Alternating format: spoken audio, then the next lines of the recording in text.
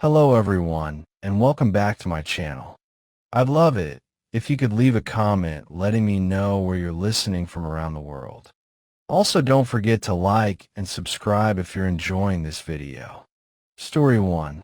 It was supposed to be the perfect getaway, a weekend out in the Arizona wilderness. Just me and two of my friends, Jake and Travis. We'd done this kind of thing before, multiple times, and we were well prepared. We've been hiking for years. The desert was our second home, the kind of place that quiets your mind and forces you to listen to the wind, the rustle of the sand beneath your boots, and the crackling of a campfire. Nothing could have been more peaceful, more fitting for the retreat we needed. But this time was different. It wasn't the landscape. No, the desert was as breathtaking as always. Sprawling cacti, towering mountains in the distance, the setting sun casting everything in a golden glow. But the air was still, not the usual dry, hot breeze, nothing. It felt thick, like the whole place was holding its breath. That evening, after setting up camp, we sat by the fire, joking about the last hike we'd done, laughing like we always did. I could feel the weight of something pressing in, though. At first, I thought it was just me. I had a long week at work, and maybe I was just running on nerves. But it wasn't just me. I saw it in Jake's face. He was staring at the trees on the edge of the camp, a nervous twitch in his eyes. Travis wasn't even talking anymore. He just sat there, shoulders tense, hands gripping his beer like it was the only thing keeping him grounded. And then I heard it. At first, I thought it was just the wind or maybe an animal. But there were no coyotes howling, no owls hooting, just this low, deep, guttural breathing. It came from somewhere close, too close. I tried to ignore it, tried to tell myself I was being paranoid. I looked at my friends, but neither of them had said a word. They were both staring straight ahead, eyes wide, like they were waiting for something, too. That's when I turned, slowly, and I saw it, standing just beyond the fire's light, at the edge of the clearing, was a figure. It was tall, far too tall, impossibly tall. Its limbs were long and spindly, like something that shouldn't be able to stand on them.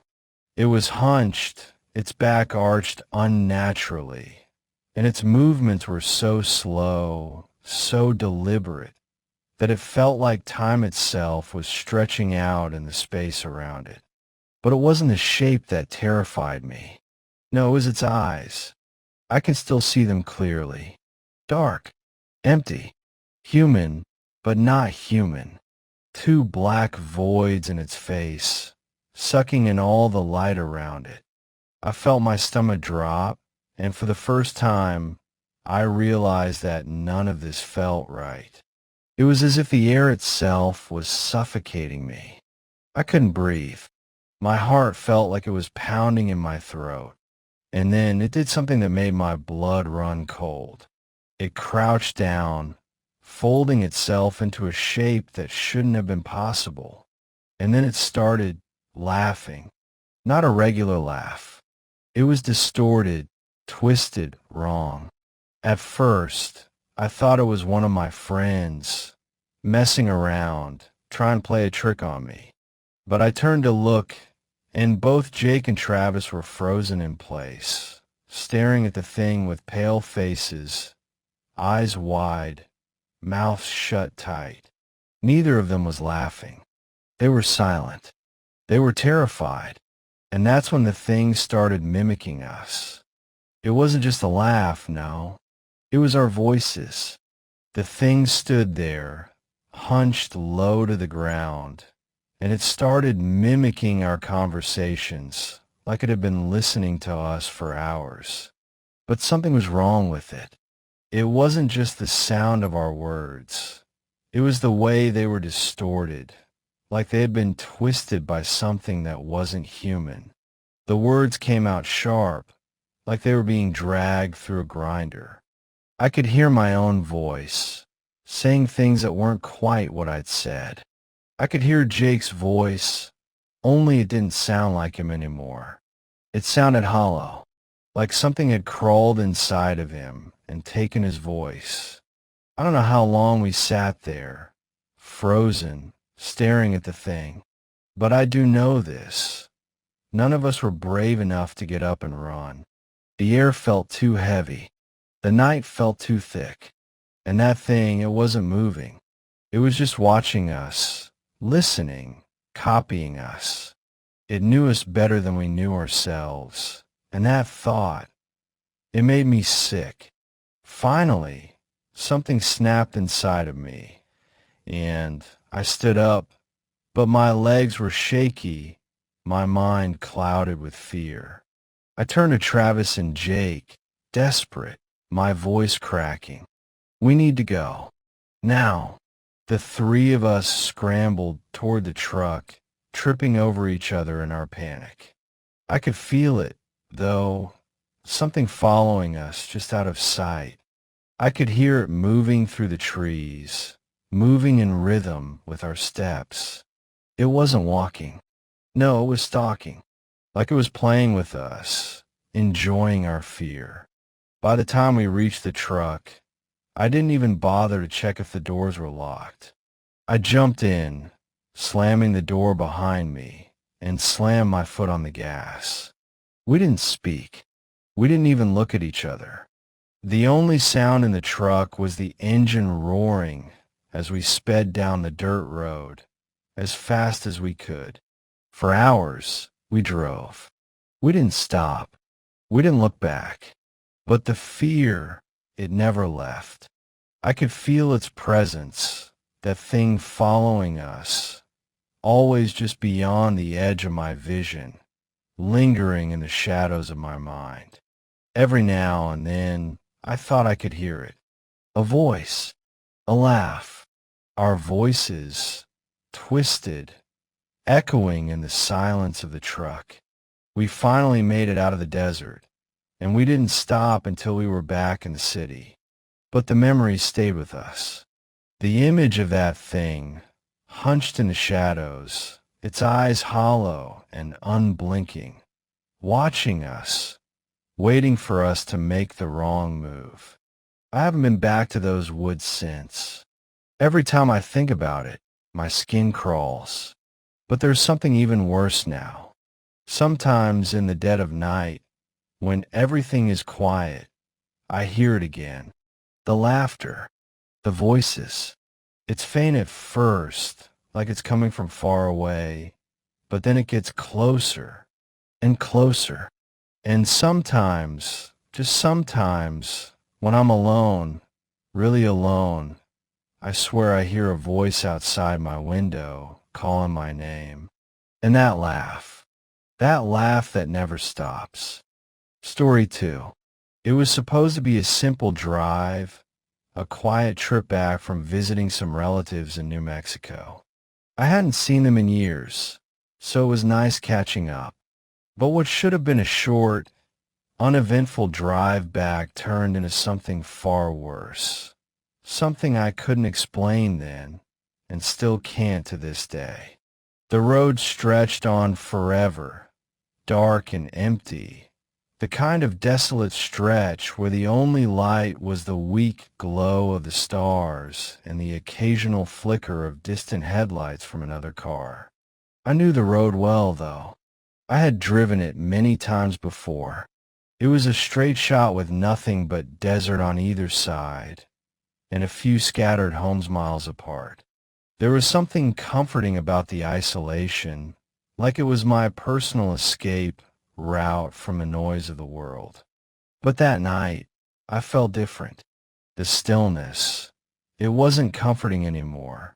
It was oppressive, like the air itself was pressing down on me, thick and suffocating. About an hour into my drive, My car began to sputter. At first, I thought it was just the engine misfiring, but when the lights dimmed and the engine died, I knew it was something more serious. I tried to restart it, but the engine only coughed and died again.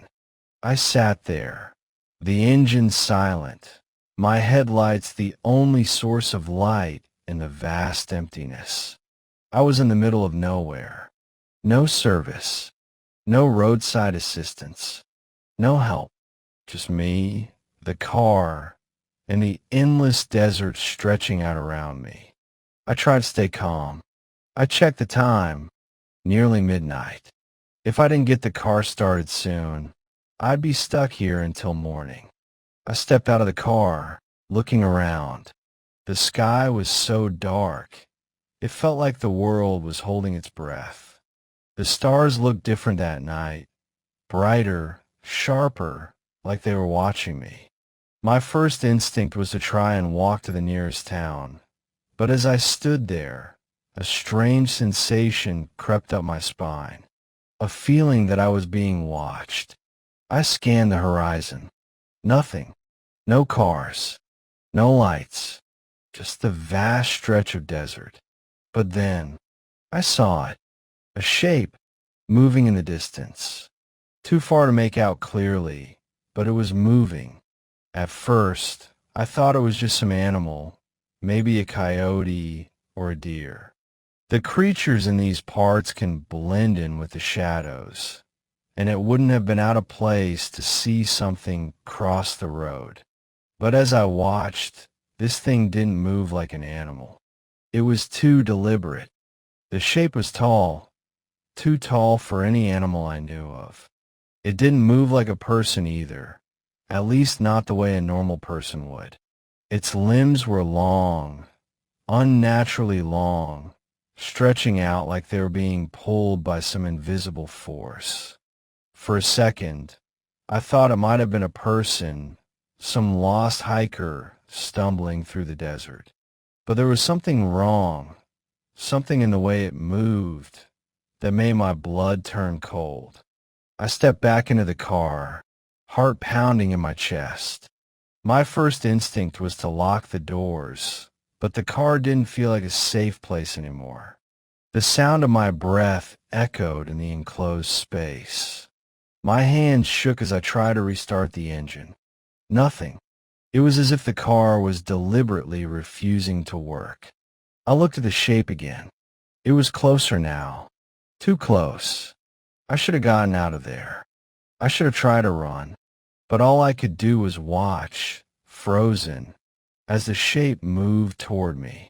The darkness seemed to swallow it, but it was still there, just a silhouette against the faint light of the stars. As it came closer, I saw that it wasn't a person at all. It wasn't even human. It was something else, something that shouldn't exist. Its body was too thin, too stretched, and its head was oddly shaped like it didn't belong. The more I looked at it, the more my stomach churned. It was tall, impossibly tall, and the way it moved, it was wrong. The limbs were so long. They looked like they could stretch to impossible lengths. And its face, that's when I really began to panic. The face didn't make sense. It was too big for its head, stretched tight like the skin was too loose, pulled over bones that shouldn't have been able to support such a form. And its eyes, God, the eyes, they were wide, too wide, swallowing all the light, hollow, like pits that went on forever. They weren't human eyes. No whites. Just dark pupils, empty and endless. I should have screamed. I should have done something. But I couldn't. The terror kept me rooted to the spot. My hands gripped the steering wheel, and I tried to turn the key again. I couldn't breathe. The shape was now right in front of me, so close I could see the outlines of its face through the window. It was no longer in the shadows. It was real, and it was here. Then the knock came. not on the door, but on the window. The sound was slow, deliberate, hollow. 3 knocks, each one louder than the last, until it felt like the glass might shatter under the force. I didn't move. I couldn't.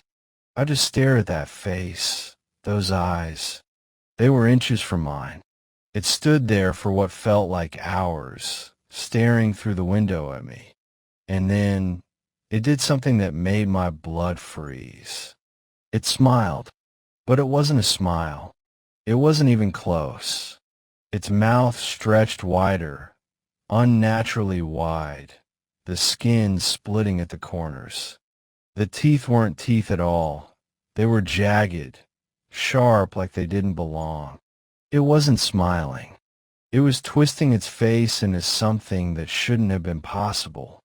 Then I heard it. Its voice wasn't a voice at all. It was a whisper, rasping like something trying to claw its way out from the inside. It wasn't speaking in any language I knew, but I understood it perfectly. "Why won't you let me in?" The words echoed inside my head, and I felt like my skull was going to split open. The air inside the car felt thick, suffocating. I could barely breathe, but somehow I found the strength to turn the key one last time. The engine roared to life, and I slammed the car into gear, my hand shaking so badly I could barely grip the wheel. I didn't look back. I couldn't. I just drove faster and faster, not caring where I was going, just needing to get away from that thing.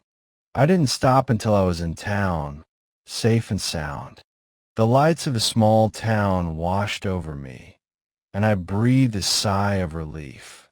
But even then, I couldn't shake the feeling that it was still out there, that it was watching me, that it was waiting. I still don't know what that thing was. I don't know how it got so close to me, or how it knew exactly what to say. But I know one thing for sure. Whatever it wasn't human. And sometimes when I close my eyes, I swear I can still see those eyes, those dark, empty eyes, staring back at me. Story 3. It was winter in Utah, and my family had rented a cabin deep in the mountains. My parents thought it would be a nice, peaceful getaway, just the 4 of us, far away from the noise of everyday life. I was a teenager at the time, and like most teenagers, I wasn't really interested in spending a week in the middle of nowhere.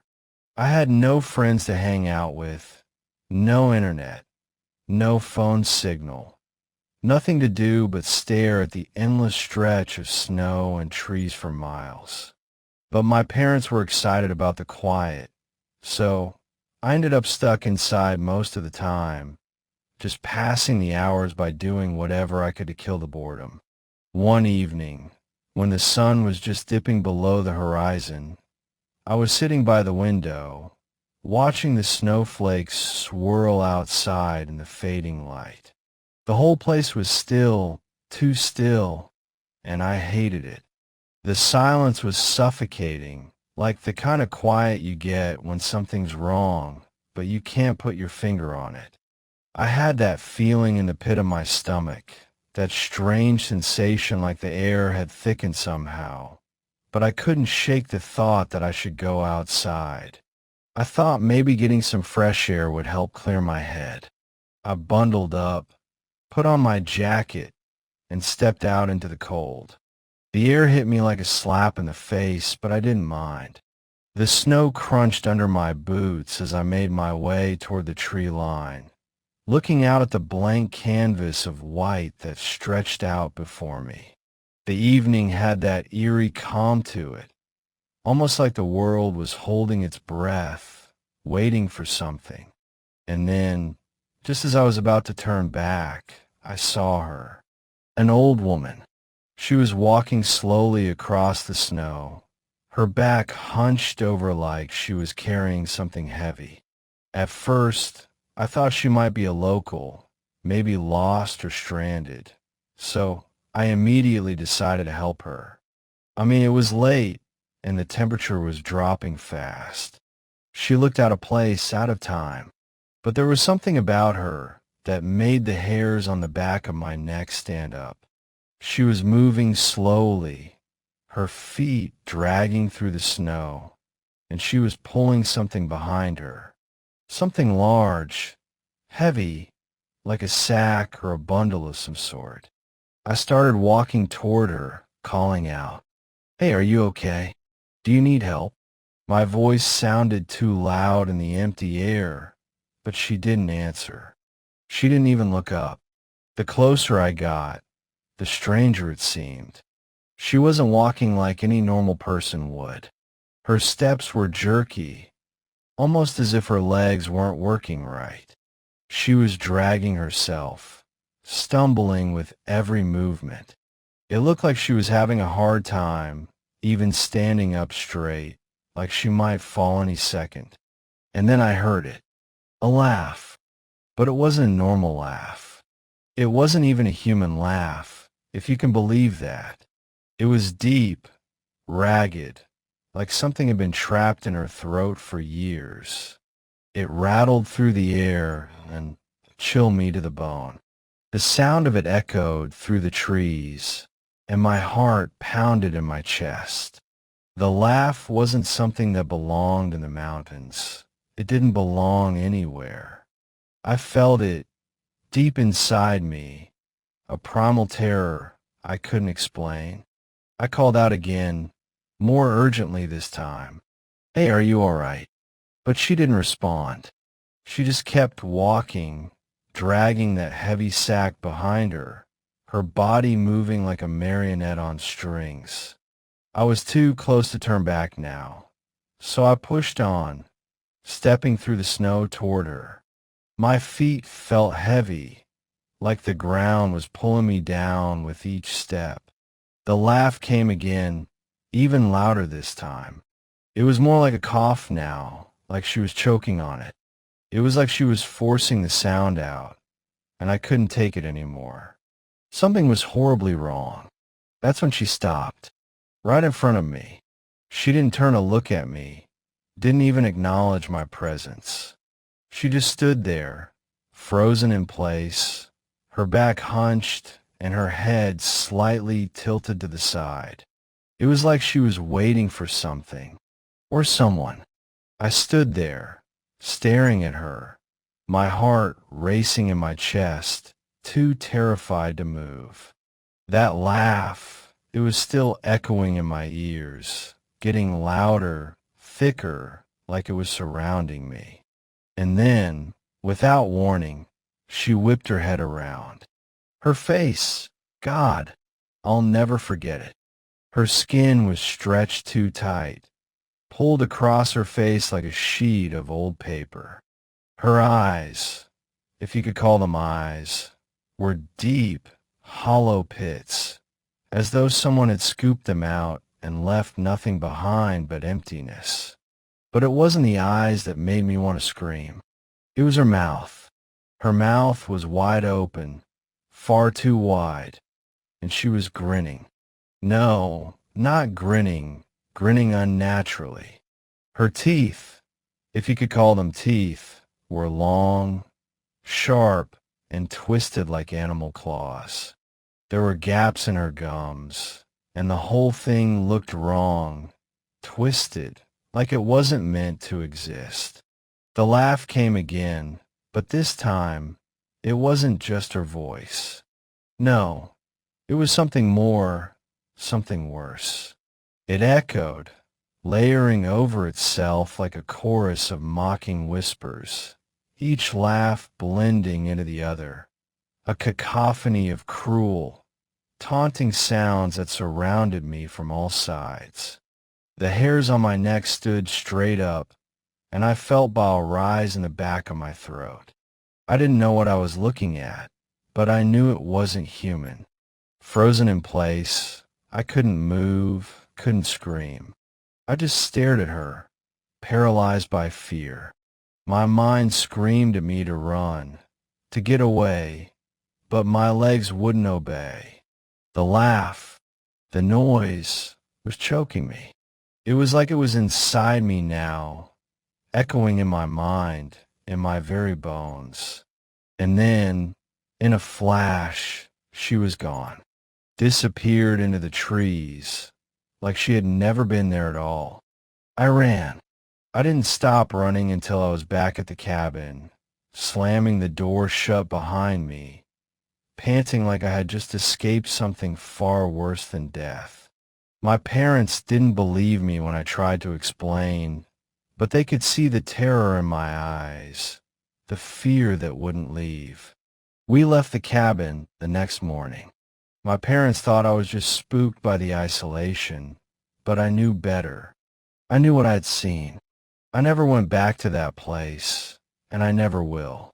Sometimes, when I'm walking alone, I hear it. The laughter, soft at first, like a whisper, then louder, until it feels like it's all around me. I can still see her face, stretched and grinning, in the back of my mind. And when the snow falls heavy, when the world goes still, I swear I feel like she's following me, waiting for the right moment to show her true face. I'll never forget that laugh.